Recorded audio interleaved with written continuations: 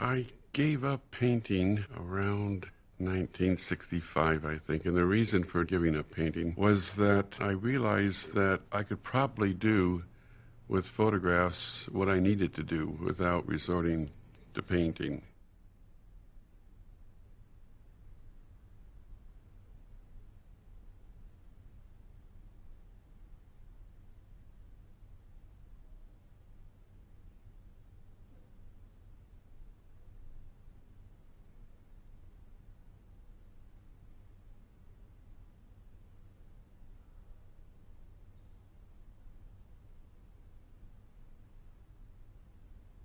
I think the first time I used photography in my work was pretty much as documentation of something. I had done a work where I had used a map of the state of California and a word California going down the length of the state. I would go drive to that spot where each letter was on the map. The C would be in Northern California and proceeding south to, like, the last letter would be A, that would be somewhere, let's say, in San Diego near the Mexican border. Whatever materials I saw there, it might be rocks, it might be newspaper, I would make that letter in that location and photograph it.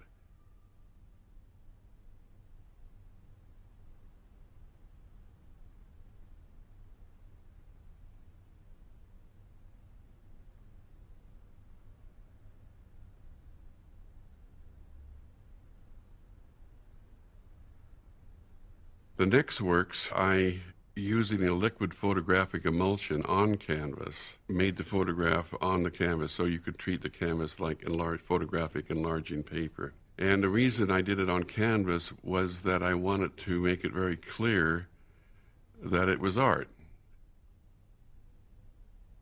If one sees canvas and stretcher bars, automatically you know it's art.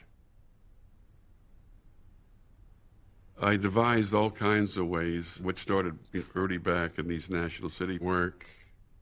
I took photographs of just driving around the city in which I lived in the south of California, in a little city called National City, and I just had my camera outside of the car, not even looking through it, and taking what we call snapshots.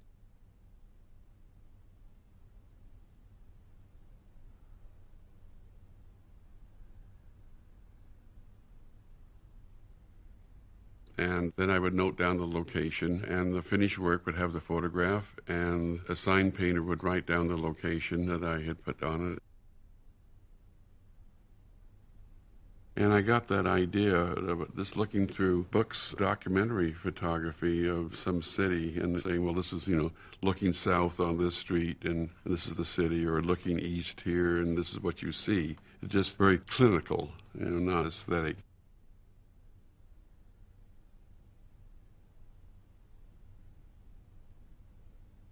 So I wanted these things just simply to have none of the qualities of conventional art, of beauty, just saying, well, it's pure document. I wanted to be kind of a realist, almost, let's say, like Courbet, saying, well, listen, this is where I live, and I'm not trying to make it pretty.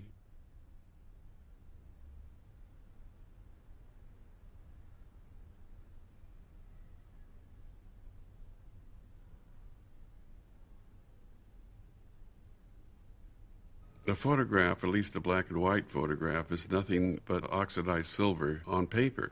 And a painting, if we stay with black and white, again, is this carbon with an emulsification that goes on the canvas. Now, what's the difference? It's just different materials. I don't care about what f-stop it is, or what the grain of the film, or how does the color look natural, all of these things, or do I have enough grays in a black area, or do I have enough white? I really don't care. I mean, it's the imagery that interests me.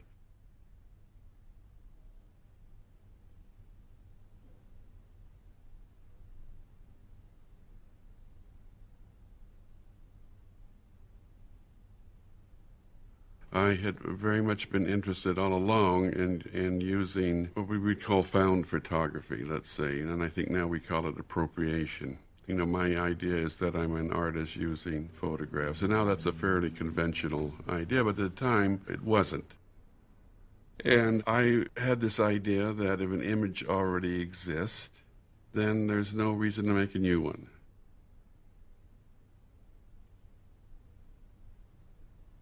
I might photograph things out of dictionaries or anything, any source.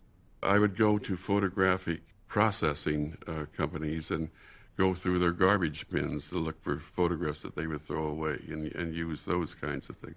Or I would set up a camera outside my studio on a timing mechanism, so every 10 minutes they would take a photograph, and then I would use that material.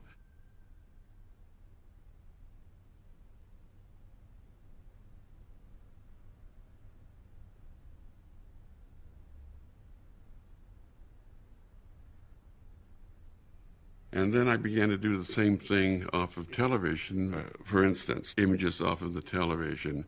Then I would give them to my assistant and say, write on the back of it what you think this is, this one word.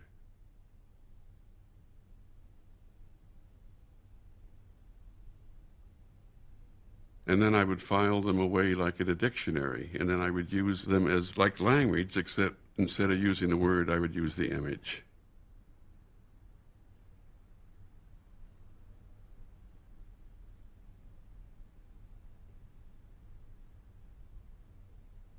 I've always been interested probably in writing more than art history. And I see myself maybe as almost like a visual poet, and that sounds very romantic. But when I say poet, it's like a writer that uses words very precisely, the best possible choice of a word, poet in that sense. And where I'm trying to create meanings that I might not get if I actually did use words. But I always like to think that behind each image that I use, there is a word.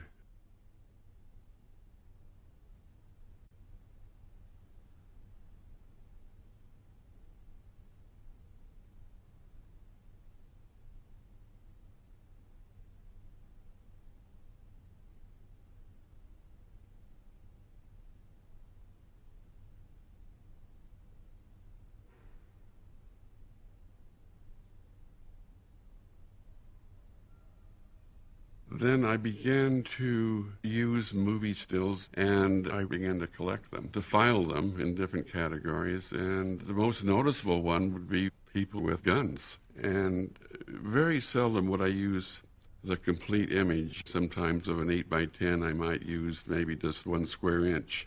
When I find a still, I indicate it with a red crayon how I want it cropped. And then, because I've been working rather large scale, they're copied on an 8 by 10 copy camera, so I get a very large negative.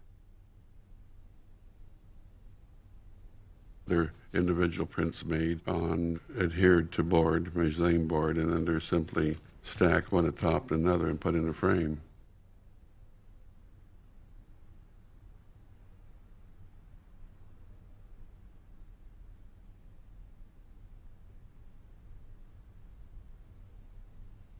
I think why I use movies and TV is that's probably a more real world to most people than the real world. It's more familiar.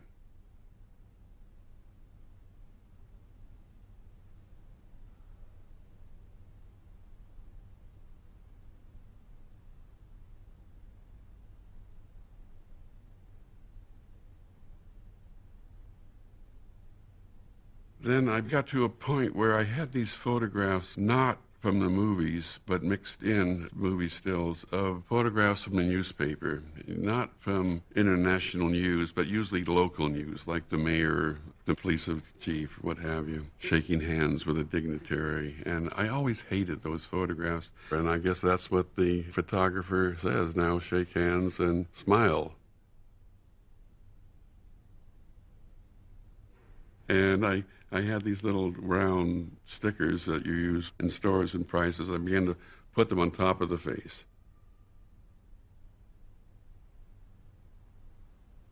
Then once I had these figures with their faces obliterated, I could begin to use them like players or actors in a stage play or a movie. Well, in this particular peace agreement, there was a kind of symmetry about it. There's somebody looking frontal. There's a person on either side, almost like bookends, holding this intersection out. I get the handshake aligned with the head here, and that I'm getting pairs of colors like red and green that are opposites, triads, red, yellow, blue. In the history of art, especially contemporary art, that's a fundamental color sequence.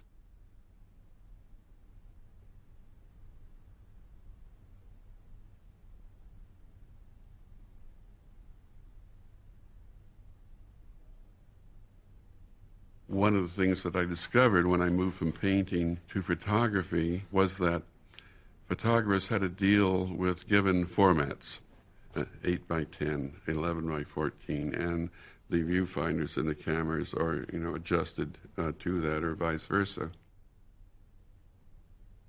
So recently that's kind of come back into my work, and I'm exploring panoramic cameras where you get a very long format. But again, I have this perverse streak in me, so where they basically made to do landscapes, I would just turn it so it was used vertically, so I could escape this conventional kind of height-width relationship.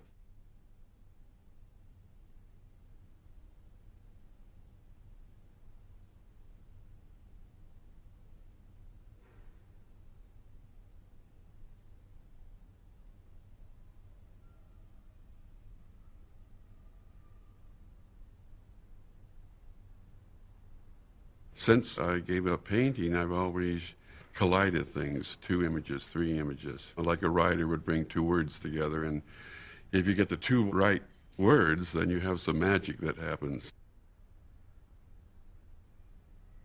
Usually, I'm looking for images that is unsettling, that it deals with the unpredictability of life. I like the vulnerability and the chanciness of life, but like to present the idea of stability and instability in the same context. Things happen that we don't like to happen, that the world isn't a calm place. I like to think that the world could open up under my feet any moment. It just, for the moment, it's not doing that.